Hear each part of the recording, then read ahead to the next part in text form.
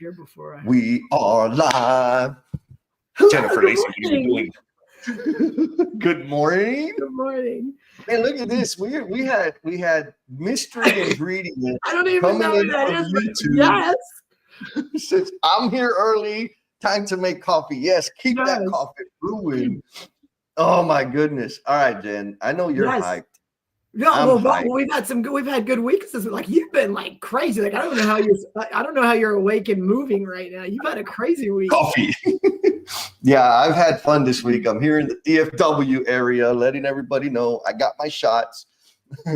And I've been hanging out with Dynaten doing training for superintendents and foremen back to back to back. I had 3 days of awesomeness.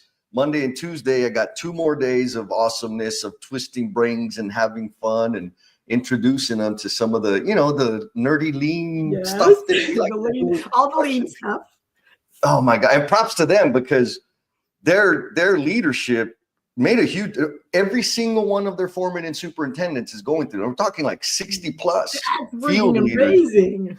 So amazing. What about you, girl? How you been changing? I didn't have to travel this week. So I've been local, but I've been just a lot. I kind of got to do the same thing with some internal stuff, some external stuff, but got to hang out, have some lunches with some new people.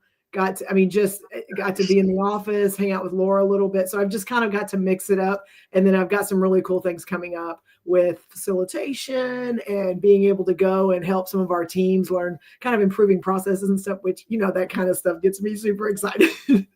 Yeah, absolutely. Well, speaking of facilitation, yes, everybody out there in the Omniverse, Jen and I are going to be facilitating a conversation about, does it have to be perfect to be professional? You're going to have to give an explanation because I feel like you live in this space every day. Well, I will give an explanation.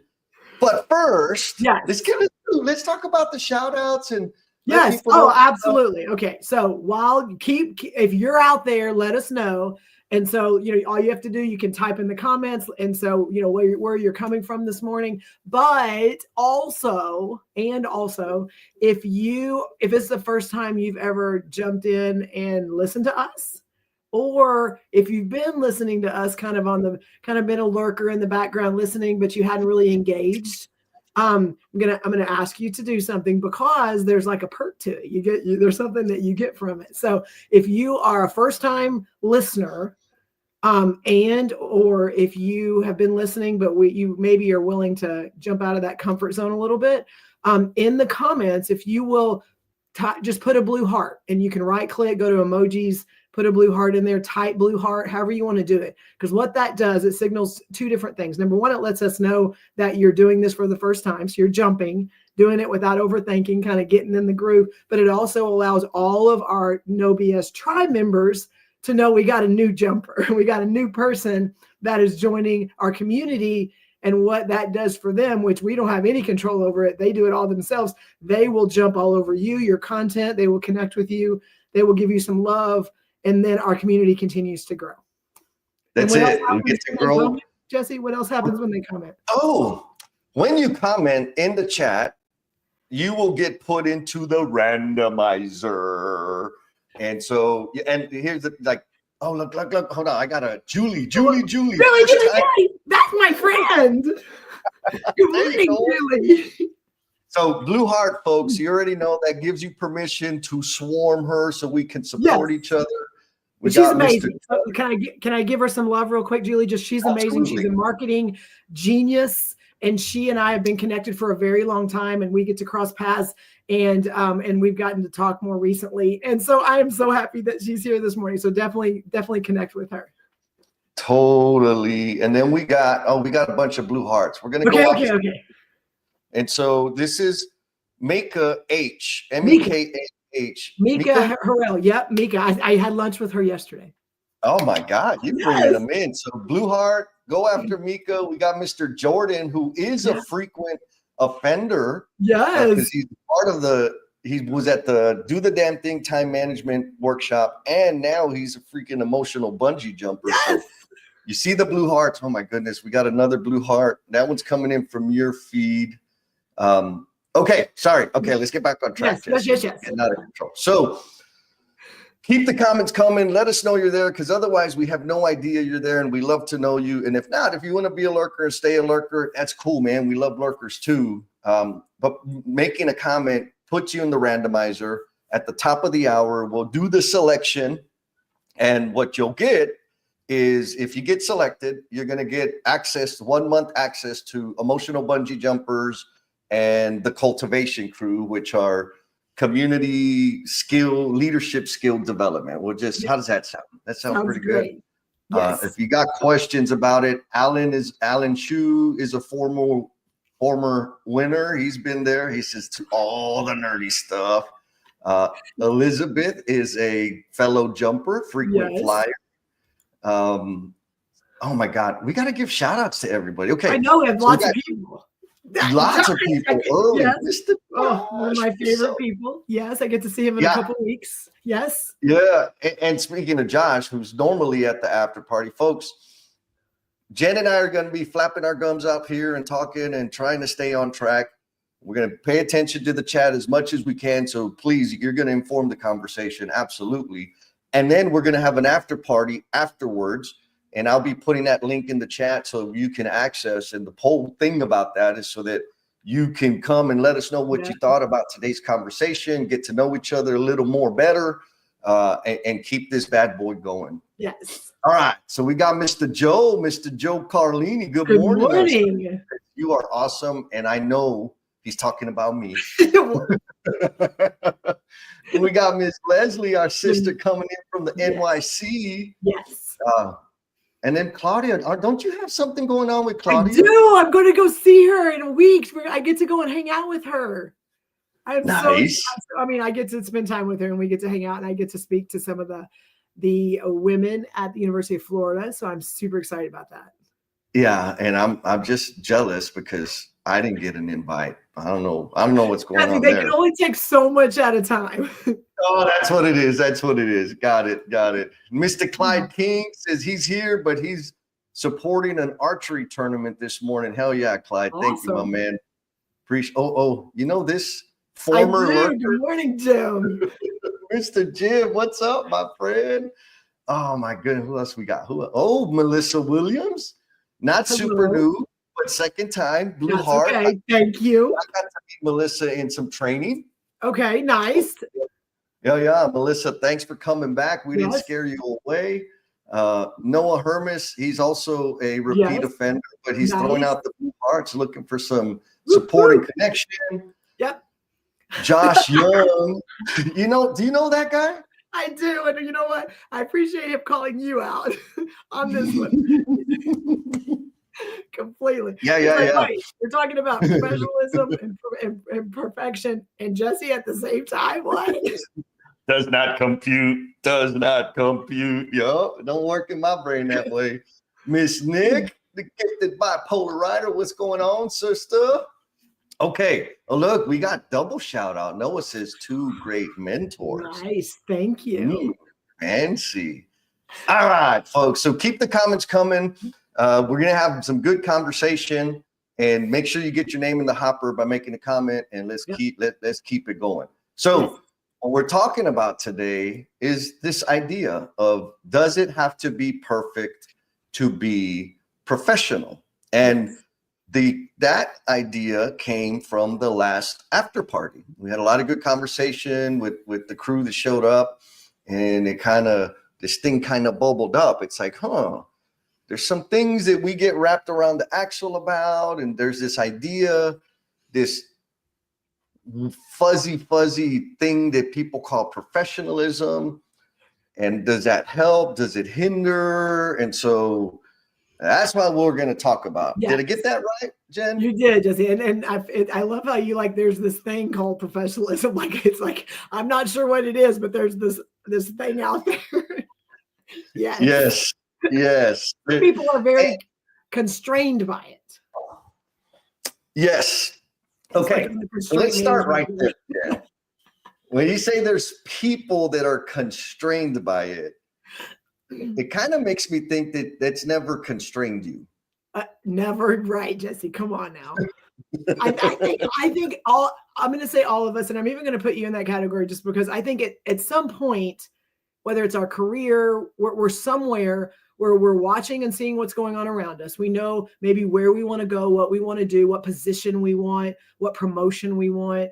And we're seeing other people that maybe already have that title or have influence on the decision. And we're watching their behaviors and we're watching the way they act and we're watching the things they do.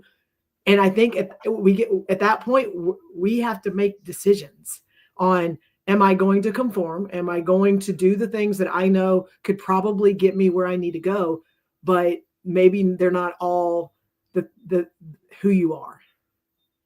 And then so we at that point, and I think we've all been there where we can recognize it and see it, and then there's the what's next.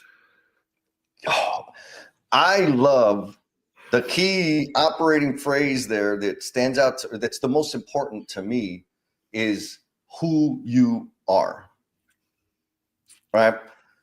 Conforming to all these expectations. And the reason I say idea of professionalism is because it's this thing that everybody has a different idea or definition for, yes. Right? Like to me, my level of professionalism is like bottom of the barrel compared to most. But that's an assumption because everybody, what I remember hearing is that's not professional. They're unprofessional. We expect professionalism. But what the hell does that look like? And so part of the problem is that it's this, and we've talked about this a bunch of times. The idea of professionalism for me is the perfect example of uncommunicated expectations and unsecured commitments. Yeah. And so it creates all this wonkiness that or rather, and you nailed it, because I used to be there. It's been a long, long time, but I used to be there where I'm trying to read the tea leaves on what professionalism is. Yes. And so I would suppress who I was to be professional. I'm going to use a different word, sacrifice. Oh, okay. Why sacrifice? Like I sacrificed who I was. And had to make the decision not to do that anymore. So anyway, we keep going. No, and so what ends up happening, to your point, when we sacrifice who we are, my observation is this: when I do that, I cannot serve to the extent of my potential. Yep. Right, like I'm trying to conform, and like the worst part of it is I'm guessing because nobody is telling me. Right? I'm guessing at what he thinks is professional, what she thinks is professional, and what should professional be, which triggers. You ever heard of this thing, this overthinking thing? Yes, Jesse. That it can keep people, like it can stop people in their tracks. And you and I talk a lot about like just do the dang thing. Just jump, like just do it and see what happens, because that any progress, like we use a lot of phrases like that. Overthinking can stop people in their tracks to where there's no movement, whether it's I'm doing it because someone thinks I should do it, I'm doing it because it's probably the right thing to get me there, I'm doing it because it feels right, like all of that, none of that matters because it just stops you in your tracks. 100%. It locks you up. Oh, I like Maria. Maria Martin gives us a good example here. She says, I like to think of it like a beach body. If I have a body and I'm on the beach, it's a beach body. If I have a profession, I'm a professional. I agree. I concur a million times, Maria. Like it's that simple. Mm-hmm. Because otherwise you're trying, and like this might sound redundant, but when we're conforming our behavior to meet this ideal, whatever it is, I'm telling myself that I'm behaving the way they want me to behave. Yes. But that's not true. I'm behaving the way I think they want me to behave because I still don't freaking know, which again speaks to the overthinking. And so here's the question for you guys, for all y'all out there in the omniverse. Does overthinking get in your way, or has it gotten in your way, right? And why does that matter? How is it relative to this conversation of does it have to be perfect to professional? And I'm gonna say this and keep it simple, and then come attack you, Jen. Of course. The problem with overthinking is it's not overdoing. Yes. When I'm thinking, There's there no is no action. doing. I mean, super simple. If I'm stuck in thinking, I am not doing. And so that's not to say that there's not a tremendous amount of value in thinking and getting clear, because you've been spending a lot of time getting some clarity, and that requires thinking time. Yes. But when it gets in the way of doing, now we got a problem. Would you agree to that? Well, of course I do, but I love how you phrase, and you use this a lot, uncommunicated expectations. You say that Yes. a lot. And it sometimes in this situation, it's a great example. There's also like things that, because we think we know what they want us to do, what their expectations are of us, we're just doing it with no clarifying questions. We're doing it with no further research and things like that. We're just like, we're observing, we're watching, we're seeing things, and we're like, oh crap. And then we get in our head without asking any questions, without trying to make sure we're clear on, is this, and don't get me wrong. They may give you answers and you're still not clear, because in their world, this may be what needs to happen. It may not be what needs to happen in your world. Right. And so I want to give an example. And most people know this, like my background is real. So these are all things you can pick up and you can move around. And if I had to define it, I would not say it was professional. I'm just going to tell you that. Like, it is not a professional background. And mainly because it's fun and it's got colors and teddy bears. You're talking about the background behind you. My background here, like my Care Bears and my Elmos and like just some of the things that are in my background are not a normal business background. And so, but they're all things that are important to me. This is my background for everything. All company call, every meeting I'm on, like, and it wasn't like I'm going to stage this, because a lot of people have bookshelves and they have virtual backgrounds and things like that. But these are the things that, like, again, you see me on here and who I am. It is also who I am when I'm at work. And an amazing story. So again, it doesn't change. Sometimes people are like, "Oh, that's cool," or whatever. The Care Bears will make the plus Delta, all that. But right. I was on a meeting this week with a client. So somebody we do work with, and it was a group of them in a room, and it was with me and my background. And one of the ladies in the room's like, "Do you have Care Bears back there? Oh my gosh!" And so it was this whole conversation around Care Bears. I mean, and like I could see people going, "Well, you can't, that's not professional." But like, if you can just own who you are and find who you are and know that, yes, some people will like it and some people won't, it doesn't mean it has to stop you from doing the dang thing. So. Yes. There's a couple things that came up. Okay. Thoughts as you were talking. Like, because one, I appreciate all the personality, because I know you so well, right? So I know that there's a lot of meaning to everything that's back there. And I absolutely, like, if I saw like a gray background behind you, I'd be like, "Oh man, are you okay?" Right? Like, what's going on? But it was interesting. I used to have, I'm in an Airbnb today, so I ain't at home, but in my command center back home, I used to have I set it up like a curtain, but it was a background. Mm-hmm.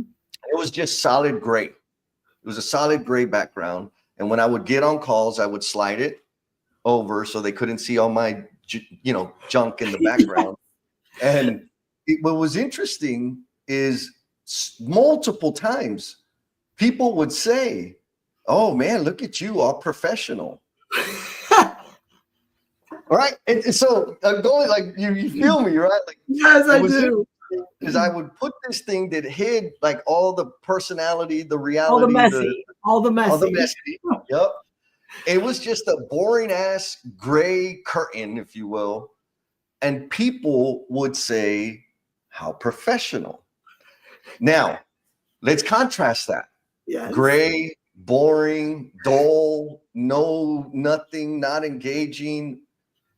Care Bears, books, signs, but gray, dull, and boring was recognized as professional. Right. What do you think about Right. that, Jen?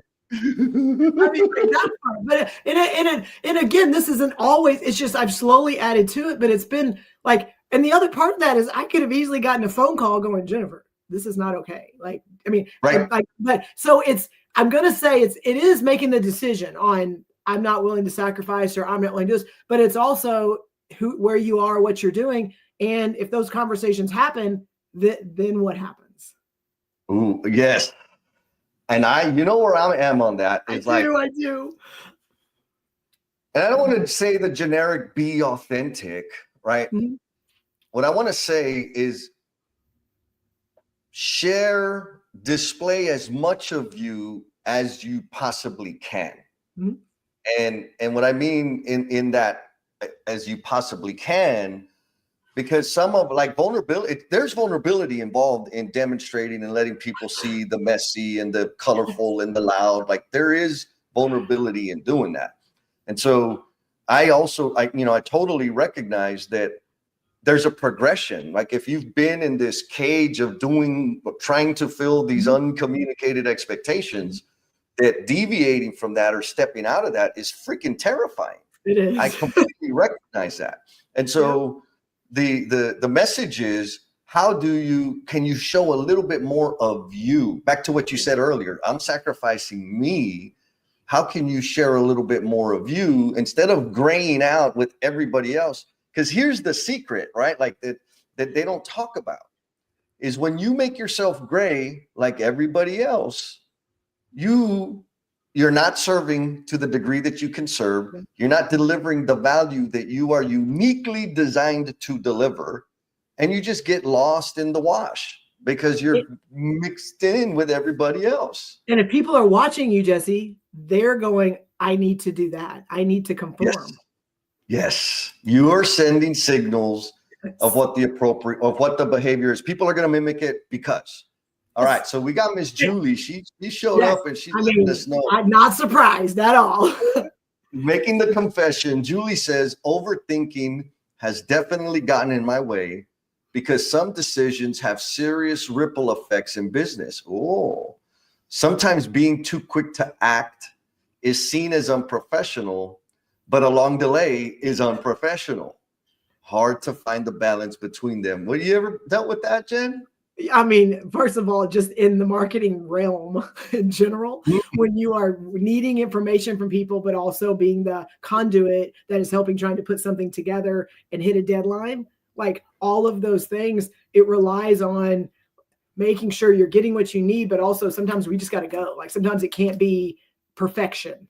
And when people want this beautiful, polished, finished product, yet what they're giving you maybe doesn't conform to that. There's got to be some conversations. And so in that realm, absolutely. And for me, then it's like the question becomes, okay, I'm going to say the bare minimum. What's worst case? What's best case? Right. And then start having those conversations to go like, this could happen, but then here's the expectation. And this can happen. Here's the expectation. What are you willing to do? 100%. For me, the thinking I apply is, because I'll get in that like, oh, this is too short. We don't have it could be a disaster. And what could also be true? It could also be awesome. Yes, right? Like it could also be true. Because all of these scenarios that we're playing out in our head are imaginary. They haven't happened yet. Mm-hmm. Like this is a fact. The scenarios you're playing out in your head are imaginary. Yes. Sure, they're based, you're integrating past experience and things that you've experienced in the past, like duh. But you've also had successes in the past. Mm-hmm. And so for me, it's just simply that. It's like, okay, I'm imagining all the worst case scenarios of this thing. I can also imagine some great best case scenarios of this thing. And then I need to decide to prove it. And the only way to prove it is to do the damn thing. And sometimes, Jesse, we learn, but I mean, like sometimes we have to do it and it has to be crap and it has to be a fail. It has to be something. Sometimes that has to happen even to make a point. Like you have people that all these opinions, you see it, your communication to them is not going to change anything. Fine. We're going to do it. and all of these, all these other things happening, and then it's a disaster. Well, now you have a frame of reference. Now you have something we can talk about to go, let's not do this again.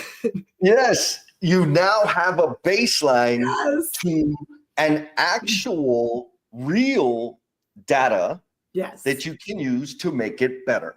Yes. If you take the action. All right. So Clyde King says, overthinking can definitely be a bad thing. Sometimes in work and in woodworking, I can overthink a wood joint to try and be different. Or with my dirt racing, overthinking track conditions will put you to the back of the pack and not up front. That's like jumping, right? That's just like, do it, see what happens. I don't know what's over the hill. Yeah. I mean, I think you had a post about this recently. It's like, you get all these things that are like, oh, I'm not ready. It's like, wait a minute. I've done this. I've been running in this world my whole life. Like, I have a body of work. I have some experience. Conditions aren't perfect. Let's do this thing. Mm-hmm. Right. And so, I mean, maybe that's something I want to offer this to the group out there is if you're like stuck in this, oh, I need to be professional and it might not be perfect. It's like, you're like, for real, you're a baller. You've accomplished a lot of things. And most importantly, that we forget, you have learned, unless you're like me, like there's some lessons I had to learn over and over and over and over again. And I paid a lot of money to learn them. And it wasn't university, it was legal shit. Anyways, you have learned and overcome the problems, the mistakes, the disasters, and you have grown your career. You probably have family, you have a community, you're a contributing member to society. Don't forget that. There's value. That is a truth. And you just got to remind yourself of what could also be true. And then, this person, Miss Sarah. Good morning, Sarah. Good morning, No BS Tribe. And then Mr. Seth, didn't you hang out with this? Yes. Yes, of course. Yes, him and Kami, absolutely. Kami probably reminded him because I know she's one that kind of says that's a good group for you. Yeah. What's up, Seth? Glad to have you back, my friend. And then Leslie asked a really, really piercing question here. Leslie says, is there anyone who can claim they were never stuck in overthinking? I can't. No. I can't. I was in overthinking way early in my career when I was a foreman. And here's an interesting thing. As I progressed, or as I was punished up the org chart, my overthinking got heavier. It got more concentrated. Like when I was an installer, the only overthinking I had to do was like, where am I going to put this 90? Where am I going to set my ladder? Right? Like, and go. When I got to foreman, I like, get a little more nervous. Superintendent, more nervous. Production manager, more like it grew as I continued through the organization. Now, so folks, Leslie, thank you for asking that question. And like, for real, if you have never been stuck in overthinking, tell us how the hell you do it. Let us know in the comments if you've never had that problem. And the reason I'm asking you to let us know in the comments is so that everybody else can benefit from your freaking magical superpower of never overthinking. Okay. So I overthink and I have overthink. So my answer for her is absolutely, I've done it, but I just had a moment. I had an aha moment that I want to share, and then you can feed off of it and add to it because I feel like you could help. I know now that I don't overthink the way I used to. The only difference now is it doesn't just stay in my head. Ooh. So now, how many people if you're overthinking, is it because everything in your head stays there and it never gets shared? Like, yeah. I mean, as we're talking, I'm just like, oh, like now I don't struggle with that, but I share everything that's in my head. So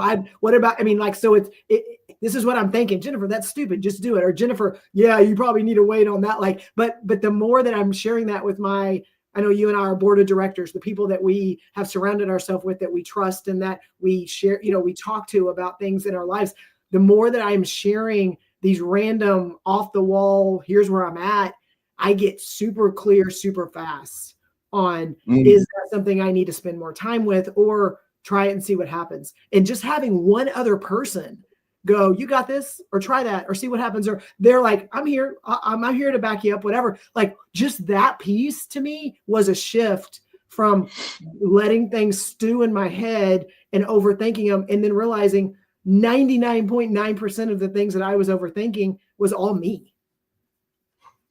It's all, yes. Yeah, I love that you wrapped it up with that. Like, it's all me that's like, nobody else has told me I'm an idiot. I mean, I have a couple times. A bunch of times, right? But I mean, like when I'm overthinking and running and recycling and recycling and recycling, nobody else has told me the things that I'm choosing to believe.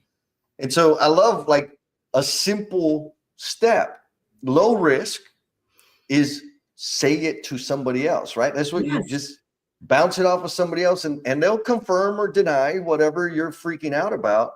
And you're one step closer to actually doing the thing. Oh my God. Okay. So we got some other ones.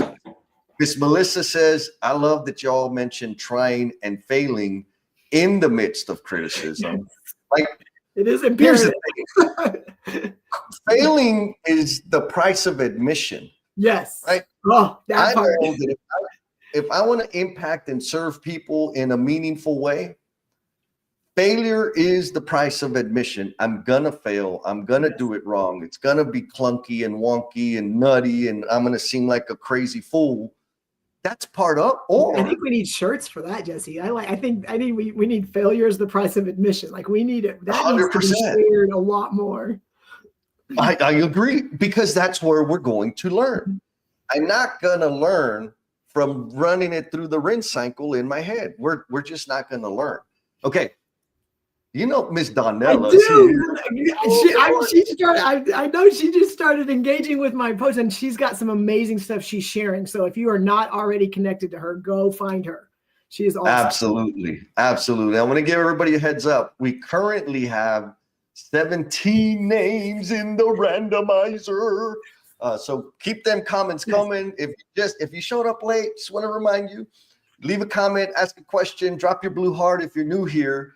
That's going to get you in the randomizer. There'll be a raffle for some super cool mind-shifting experiences. Yes. Okay. So here we got some pointers. Okay. Please share. From the tribe. Jordan says, holding space for being the best version of you, while also not turning away the people who are influenced hiring you. What do you think about that, Jen? I mean, I think it's important. I think sometimes we can get caught up if we are, and you and I just had a previous conversation around this, but when we are in a space where we are in forward motion, we have momentum, we are doing something, and it is moving us into a different space, a different, season of our life. It is easy sometimes to forget how we got there. And forget who were those people that supported us, and who were those people that did give us feedback and did help lift us up a little bit and help, kind of helped get us going. And so I think sometimes it's the balance there also of yes, movement, yes, just jump, do the damn thing, all those things that keep us going. Like, don't lose sight, because as much as you're in this forward motion, there's going to be a moment to where it slows down. There's going to be a moment to where you kind of get stuck. And you still need those people. So don't forget those people that were around you and, and that have helped kind of propel where you are. I love it. Invite people in, get it out and serve. The whole point is, how do you best serve? And that's the question I'm always asking. How can I better serve the people in front of me? A lot of times that means I'm going to have to let go of my little fears of not being perfect. Noah says there's a lot of ways to be professional. Professional is not being perfect. I love that. Can we go tell all the professional people that? All right. So we got a question. Okay. And also, wait, I'm going to go to the question, but I want to tell folks, if you're watching the replay, there's a hell of a lot of freaking, I'm not going to be able to go awesome yes in the chat, but there's a ton of insight and things to go back and refer to in the comments. It's oh my God, so awesome. Okay, so but we got a question. So question is, once a professional, has embraced their personal style of professionalism, how does that individual navigate leadership that has not embraced the idea of unique styles of professionalism? You got any advice, Jen? Damn it. I can say what I did. And so for me, most people know, like, I have a job and I work for a company, been within 20 years, but I also do a whole lot of stuff with Jesse. And I'm going to tell you what helped me bridge the two was I was still navigating what that looked like within my firm. And then I was getting to do all this authentic, real, vulnerable stuff outside of that.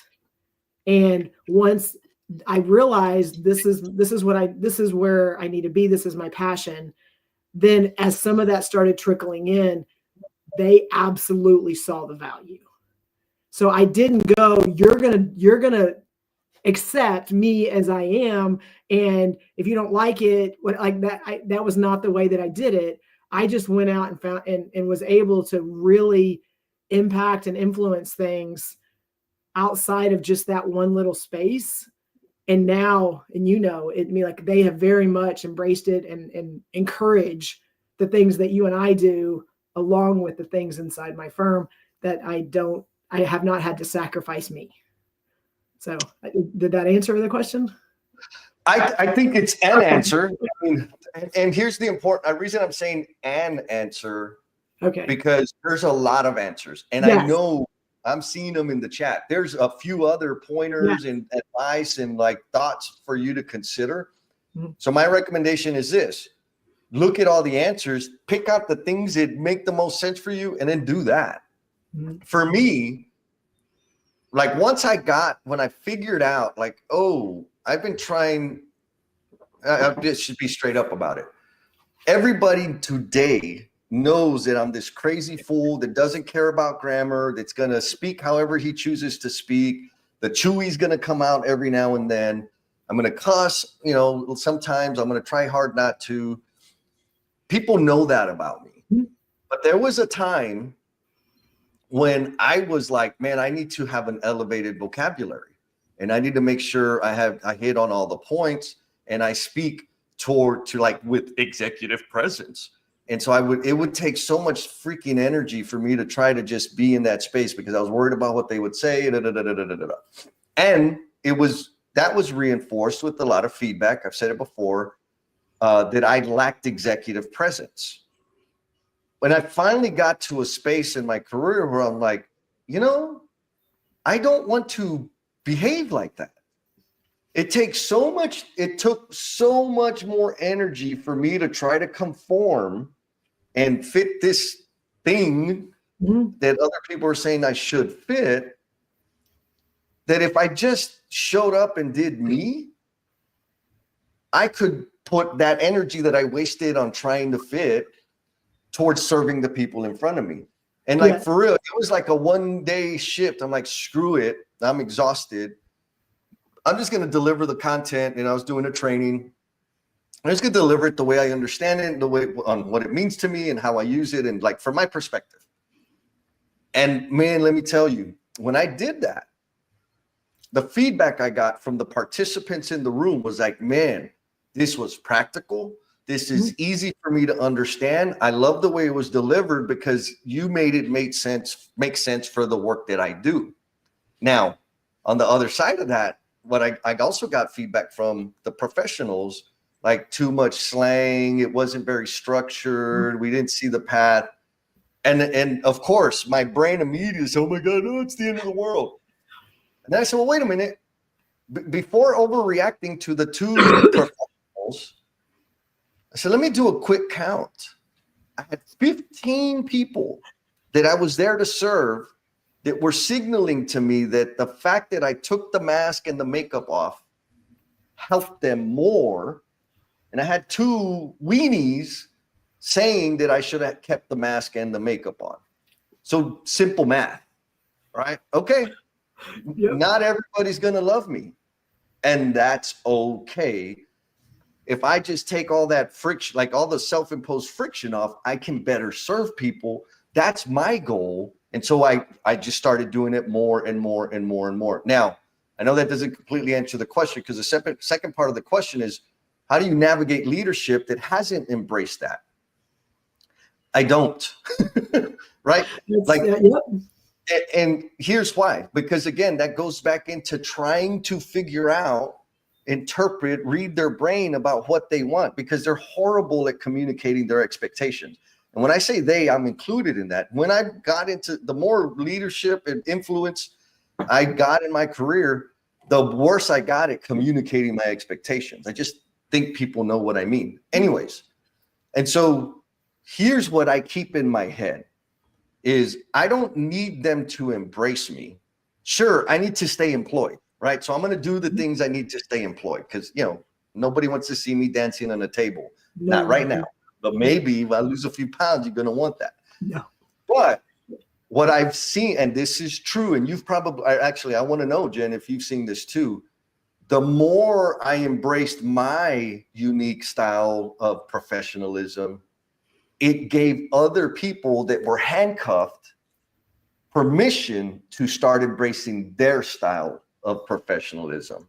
Have you seen that, Jen? Okay, yes, and you've like literally, I've got all these things. So I want to give an overarching, like, be your authentic self. Like, I want to say that because for me, that everything intertwines in that, and that's the feedback I've gotten. And so and I also want to throw a statistic out there, because I know we love facts. In most companies, and I say most because I don't know them all, like the percentage of that leadership, executive presence, and everything else, like the percentage of those people, now again, they make decisions, so they're important, I'm not negating them, and everyone else. And so it's like, if more people in the everyone else can feel like they can do more, like Jesse, you and I know, and you can speak just directly between our relationship and our growth and stuff like that, is when I felt like I had permission to just do things, my growth, evolution, and the what that looked like it was so much more profound than it was ever before, just because I felt like I could do it. And then all of a sudden I was doing things that I never thought were possible. And that goes to that handcuff piece that you were talking about. Like, once people see, oh, I have the ability to do this. I know I saw Jeremy Blair say good morning. He's one that I've just seen the things he's sharing, the things he's doing with his teams. And we talk, we text, things like that. But he's inspiring them and stuff like that. Like, not that I inspired everything he's doing, but like, he has permission because he sees other people doing the things that he wants to do. And like, yes. So it's those little things. And for me, when I say authentic, how many people came up and said to me, Jennifer, we see you on the screen, we see you in rooms, we see you in trainings, you're the same everywhere you show up. Let me tell you, I could not get a better compliment in my life than to see someone tell me it doesn't matter where they see me, on the stage, anywhere, I am the same person having lunch with you. To me, when people can see that and know that it's okay, for you don't have to put a mask on here or kind of not be this person here, it opens up opportunities that I think people just don't think about. Yes, the opportunities, and so super important points you made. When I don't pretend or exert any energy in trying to conform to other people's crap, the higher the likelihood I behave and show up as the same person everywhere I go. Yes. When I'm trying to conform, and again, like for real, I was that guy. Like, okay, time to put this mask on, take that off, put this mask on, take that off. And people are like, nobody trusted me. Right? Nobody trusted me because I was playing the games. Milo points out, as human beings working with other human beings, authenticity and vulnerability are the key ingredients for leadership. It's the political stuff that hinders engagement in teams. Mm-hmm. And so what's the political stuff? Our behavior to jockey and get ahead and look better and maybe climb up the ladder on other people's backs and all these other things. It just dilutes the hell out of how we can actually deliver and serve other people. And so the way, and this might be a little far on the right, like out left field crazy side, back to Mika's question, like, how do you deal with this? So one, and you've already said it, I'm going to show up and I'm going to be me, because it's going to signal to my people that like my flavor of crazy that they're not alone. Yes. And that's going to give them a little bit of permission to do, be a little more of themselves. Right? And let me say it differently. It'll give them permission to embrace themselves more. Yes. And then keep that bad boy going. Now, is there risk that like the political game that I'm going to lose favor and some, Yep. Yes, there is. But here's the thing. Is those people that are, in the boxy, like they have this professional thing that's contrary to where I roll, the only thing that they can offer me is introducing me to more people that function that way. And guess what? I don't like those kind of people. I'm not designed for those kind of people. So the loss is actually a gain. I'm worried about losing something that I don't really want.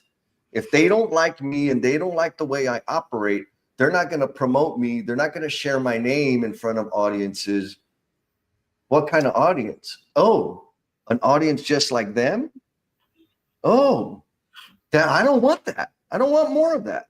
So the simple way framing, and I'm stealing this from somebody else, I can't remember his name, but it's kind of a with or without you mindset, meaning I'm going to roll the way I roll. I would love to do it with you. And I'm 100% prepared to do it without you. Right? Like, I mean, that's it.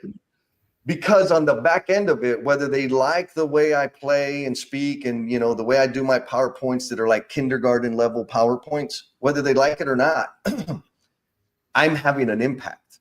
And they can't argue with the impact. They may not like the delivery, but the outcome is what they hired me for. Yes. So when I embrace myself more, the better I serve, the richer the outcomes, which kind of overcomes and balances out all that other static in my head that they're not going to like me. Have I said too much, Jen? No, I mean, Jesse, and I want to sum up, I think what I heard from you is there's risk either way. So yes. What are you willing to risk? Are you willing to risk potential status quo, potential opportunity to be in a room that maybe you can be yourself, but not be yourself, maybe be around people that can help elevate you? There's risk. There's also risk in sacrificing happiness, being miserable, not being in a place where you have joy and you are loving what you do every single day, and you are impacting and influencing people that to be their authentic self. There's risk either way. So you're not like sacrificing risk here to be able, there's risk. So what are you willing to risk? That's it. You beautifully said, Jennifer Lacey. Thank you for that. All right. So I want to pose a question to the Omniverse, to the tribe out there. Yep. And I'm going to go through a string of comments. Yes, please do. Action in there. Okay. And so here's the question to the Omniverse. Do you feel like you have to conform? And I think we know the answer, but I just want to be clearer, to not stand out. Like, do you feel like you're suppressing, sacrificing so that you don't stand out? Why or why not? Or more importantly, what are the conditions that make you feel that way? That's what I want you to think about. And if you're brave and crazy, share it in the comments, because I already see there's Jen, they're talking and sharing notes in the back of the room again. I know, they're having their own conversations. So, and I want to add to this, Jesse. Once you add some thoughts, I want to ask you a question about this. So go ahead. Okay, beautiful. So don't hold on to that question. I will. Yes. So Miss Nick says, let go and listen to your gut. Yes, it will tell you when to stop and when to go.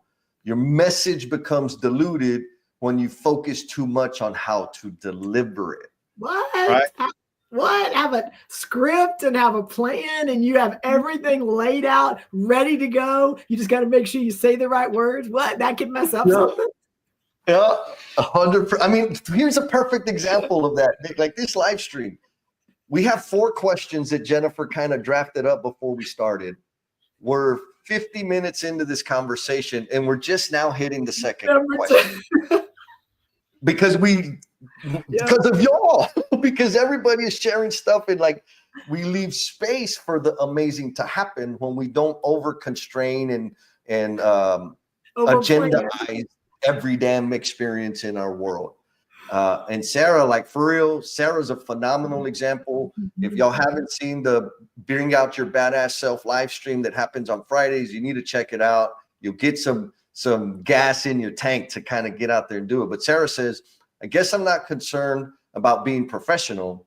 I'm focused on being me and allowing others to be themselves. Now, Sarah has significant influence and authority within her organization. So that's a real powerful statement coming from a decision maker.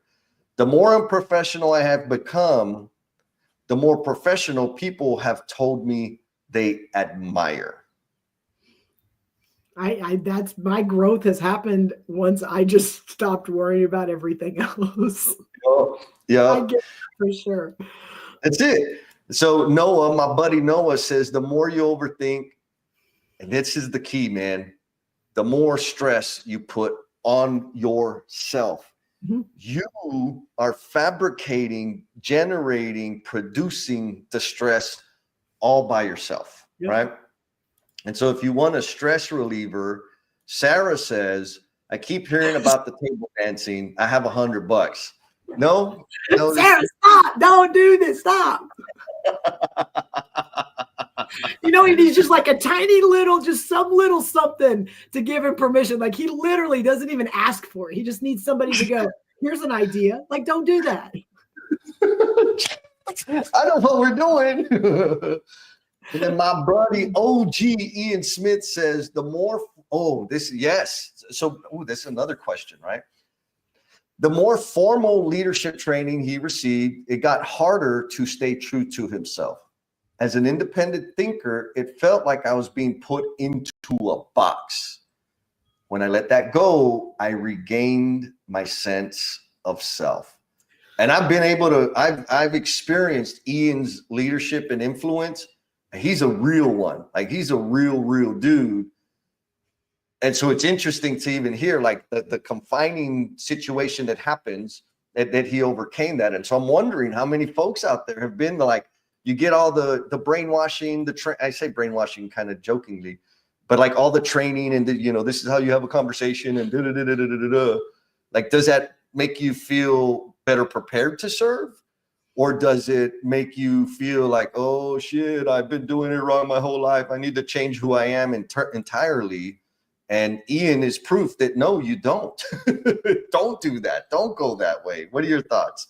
Well, yes. And Seth wrote something, and I think it's key because I think you and I have a lot of conversations, and I want to throw it out there. It's a cheap plug, but like the people in this space, when you surround yourself with people that are authentic, that want to do amazing things, and that are not asking permission as much, and you get more of those people around you, Jesse, you and I talk about the people in the space and the impact they've had and the things they've gone out and done just because they've got a group of people that they know, like, hey, I got somebody over here that got my back, and that speaks love and speaks, like yes is into me. It has allowed me to feel like, okay, I'm good. And so for Seth specifically, him and Thomas, like this, they started a podcast, and we know there's spaces out there where people could go, wait a minute, what's this? Who's going to be there? Who's going to see it? And I've kind of lived that with you for the last 3 years. Like no one's told me I had to stop talking to Jesse. That's great. But it is like there's things that we want to do, and then our minds go, ooh, but who's going to see it? And are they going to let me do it? And is it going to be okay? And when can I, like, all of that is normal. But when you're around people doing things, it all of a sudden makes it a little easier to go, well, that's okay. I'm going to do it anyway. Yes. Put it, and I think you made the point, but just in case. Okay. The people that you are surrounded by have a tremendous impact on how much suppression and sacrifice you are making of yourself. Yes. Straight up, right? Like we know, and I'm not gonna just stop at the bosses, right? Because it's easy to blame the bosses, leadership. It's also your friends, your husbands, your wives, your side dudes and your side chicks, like everybody that you surround yourself is Did you say side influencing. chicks? Did Jesse, I say that's not this no? show. That's some other show. Oh, I said side dudes also. I'm being fair. No. Anyway, For real? moving on. All right. So to the question, well, I want to tell people we got 5 minutes before we do the randomizer. And right now we got 23 entries into the randomizer. That's so what awesome. does that mean? Make a comment, leave an emoji in the chat, and that'll get you into the randomizer. And we're going to be doing that here in a few minutes. But to the question, do you feel like you have to conform to not stand out? Carolyn Smith, she's like, no. Folks either want to be around me or not. I do not lose sleep over the folks that don't want to be around me. I can't serve everybody, Jen. Like I really can't. Right. And trying to make everybody happy is wasted energy. So thank you, Carolyn, 100%. Mr. Clyde says, I used to feel that I had to conform to not stand out. But as I get closer to retirement, I get tired of being suppressed, so to speak. So I do the damn thing in my way. Yes, it has hurt, but also helped. Solid. What do you know about that, Jen? You know that. I mean, right? it is. It's we can. I think it's just we get to make the choices. We get to decide. And what I found is I have a whole lot of people that want to hang out with me and want to be in rooms with me and want to be in spaces with me. And I'm not saying they didn't used to, but I know I was in my head. I was overthinking. I was worried about things. When I stopped worrying, the amount of I guess impact and influence of people that just wanted to get more of me. And it wasn't like my knowledge and all my body of work. It's like, whatever this is, I want to be around that. And then I get to see them doing those things. And so it's like, that's the part that's been amazing, getting to watch people go, oh, well, I mean, like she's doing it and like she still has a job and all these things. So it's like those little things that it's giving people permission. That's it. That's it. The mirror neurons start firing. It's like, oh, they can do it. I can do it. And figure that out. Look, mission accomplished, Jen. Tricia said, I needed to hear this so much today. I felt pushed to change who I am lately. Thank you. One starfish. One, just one, Jesse. That was our goal, right? Right when we started this 3 years ago. If we just can help one person have a mind shift and do something different that's going to help them grow, that was our goal. Yes, I love it. Trisha, thank you for putting that out there. And yeah, girl, like we need more Trisha. Yes. We need more Trisha. We need more of you. Everybody individually, as unique and special and nuts and awesome as you are, we want all of it, right? Like that's what we need. You know this rascal? Lance. Whoop, whoop. He's like, let me get in. Let me get in this rascal. What's up, my brother, Mr. Lance? All right, there's a few comments here that I absolutely need to share because they will help people. They will help other people. So Carolyn, again, man, Carolyn came in swinging today. She says, being you keeps your gears moving in your direction. Wow. Like, yes, keep going in that direction, in your direction. I'll say it again, in your direction. And you said it earlier, right? There's risk either way. And so when I conform, like I'm not going to deny that there's some value in conforming and being professional and, you know, fitting in. The only problem I have with it is that the more I conform, the faster I'm going to accelerate, which isn't bad. But I'm going to accelerate down a path that's 8 foot wide with lights and ease. Like, what am I going to learn? I'm going to learn how to conform more. And so the path I'm headed down, am I going to impact the world in a beautiful, special way? Probably not. But if I go the other way, the unspoken path, the unwritten path, it's going to suck. It's going to be hard because I got to clear it.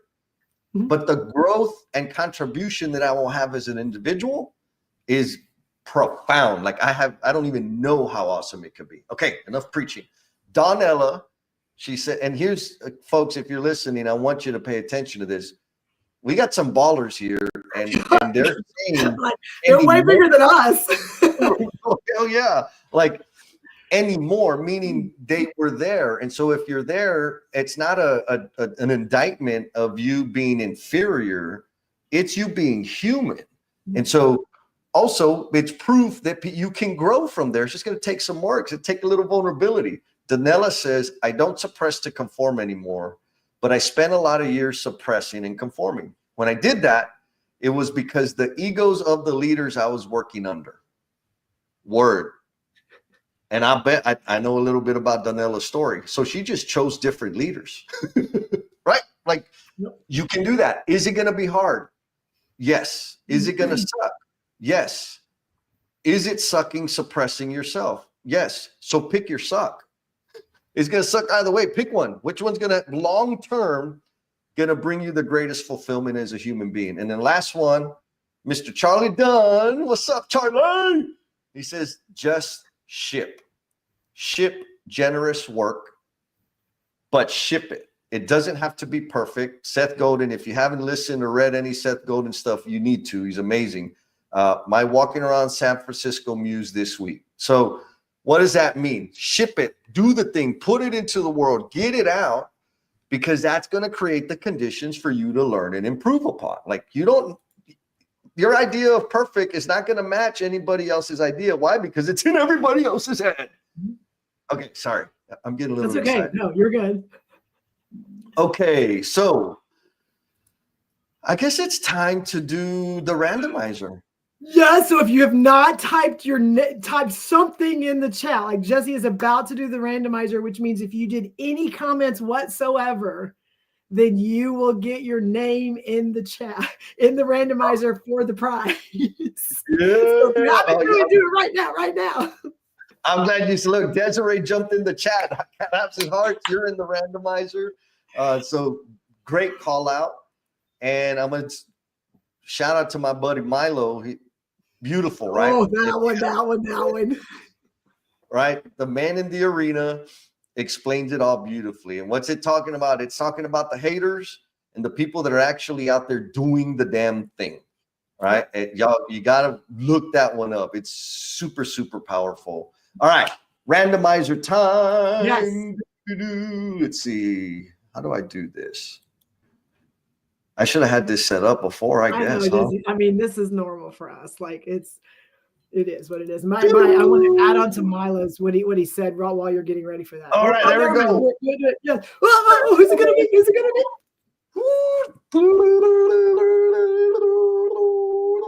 Oh, Leslie! I'm so excited.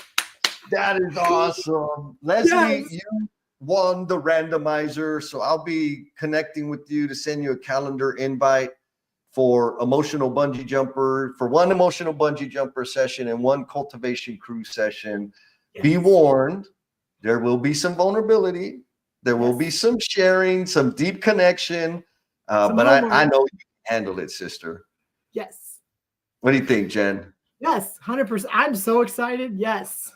That's the coolest in the world. Yes. Coolest in the world. Okay. So my point was to what Milo said about the man in the arena. One of my favorites is, and I say this to people, I was like, if you wouldn't go to them for advice, why the heck are you listening to the stuff that they say?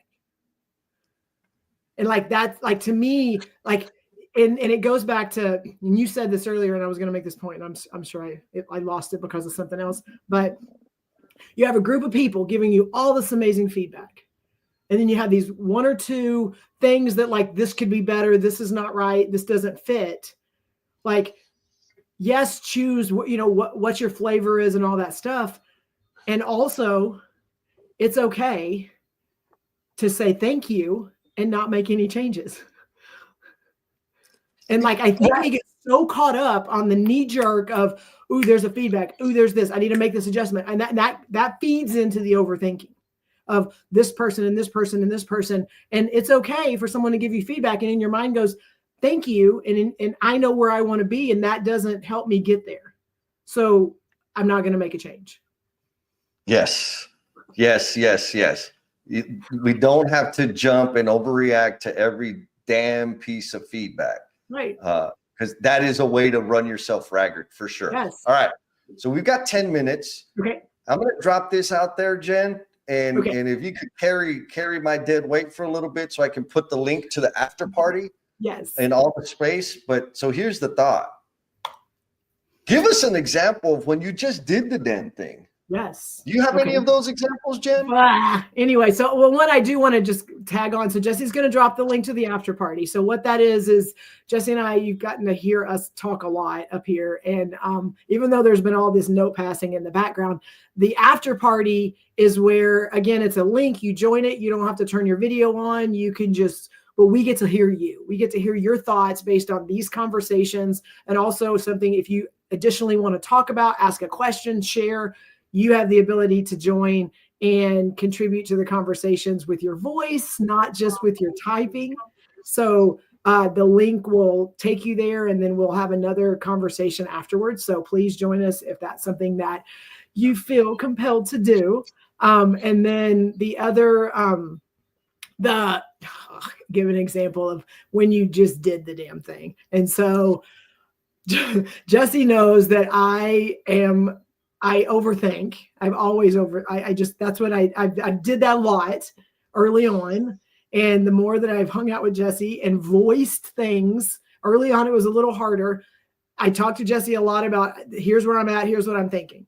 As soon as it leaves my mouth and then we start talking about it, and I can speak to what my experience was. And I want Jesse to contribute.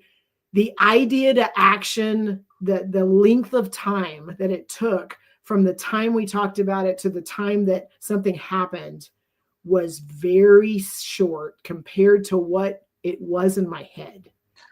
So being able to talk about it, and then me being able to go take action on something.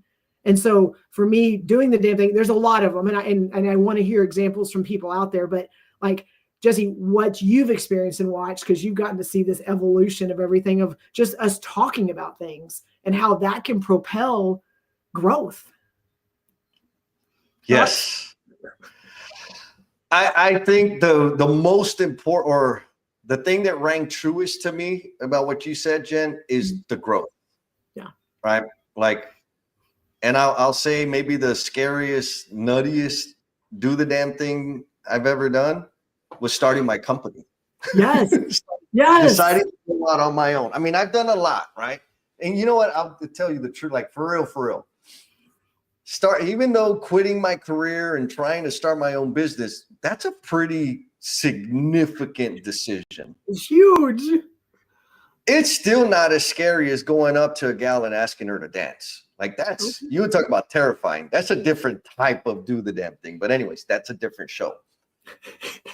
When I decide, like, it became super clear to me that in order to serve in the manner I wanted to serve, meaning spend as much of my time doing the things that bring me the highest and deepest amount of fulfillment, I couldn't expect the company to let me do that for them, because it's nuts. It don't make no sense, business sense, right?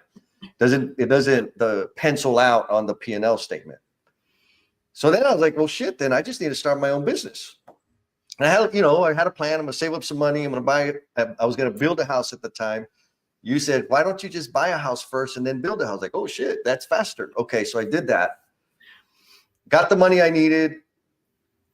And got, like, folks, I'm saying this, like, that's as much thought as I gave to it. I didn't know how to start a business. I didn't know, like, I don't have an MBA. I don't have any kind of anything. I just said, this is what I'm going to do. And I'm going to quit my job when I hit these markers, and I'm going to start my business, and I'm going to have enough time to figure out how to do that. And so when I did that, one of my former bosses, he's like, hey man, I heard what you're doing.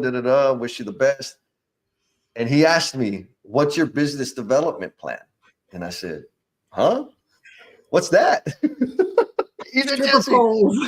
Stripper pole, baby. That's it. Like, if I'm going to go dance and make some money. He's like, Jesse, so you quit an amazing job,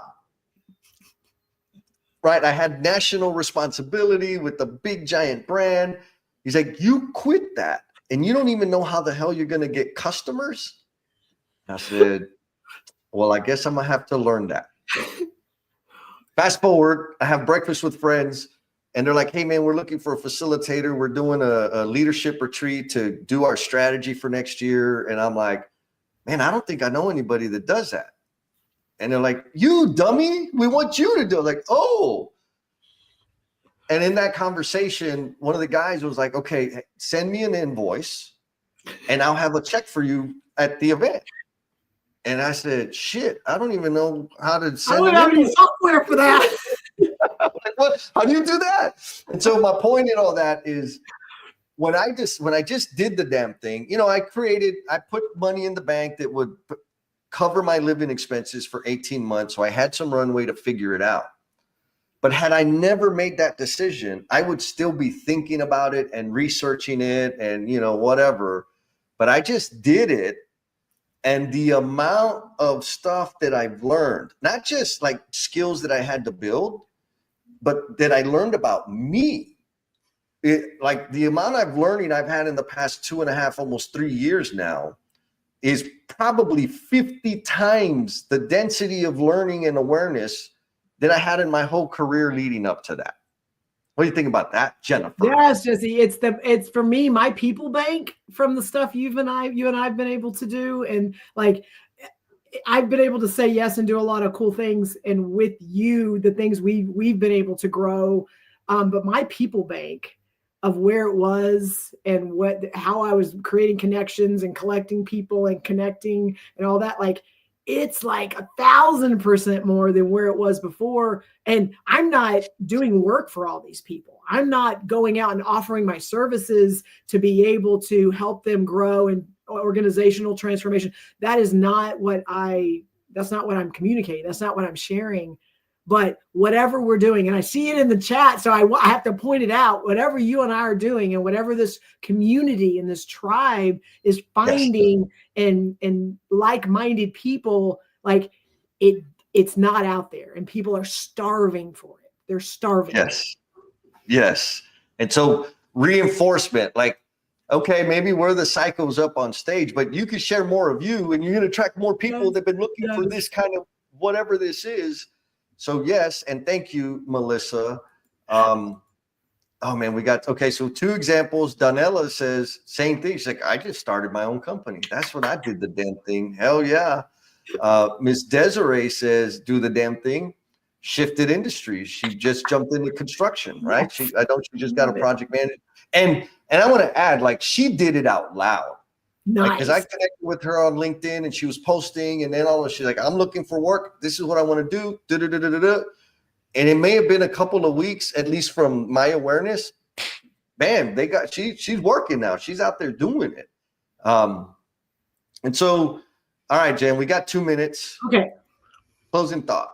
Yes, mine is, and I want to go back to the question early that Mika asked about, like, what if I figured it out, but the company hasn't figured it out? And so I'm going to tell you, and I'm going to use this phrase because most people know, if you build it, they will come.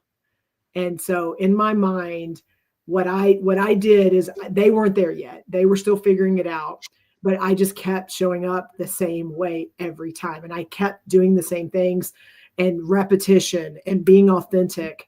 And slowly I got people asking questions, asking me to become and get engaged and do things. And over the course of a period of time, it's now I don't have to, I'm not selling myself. I don't have to do that anymore. Yeah.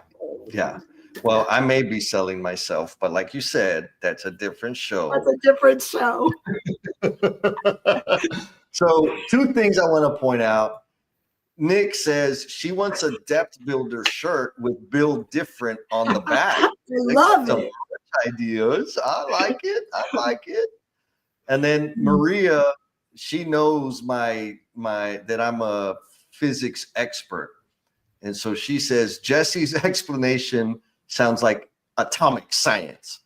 Each electron will try to get on the closest ring of the atom, but it won't be stable until each electron gets into its place. That's exactly what I was trying to say, Maria. That's what he was telling me beforehand, before the show. That's exactly what I told her before. But yeah, like, yes, right. What I like about it is this, like, this maybe principle. That's what I'll close with.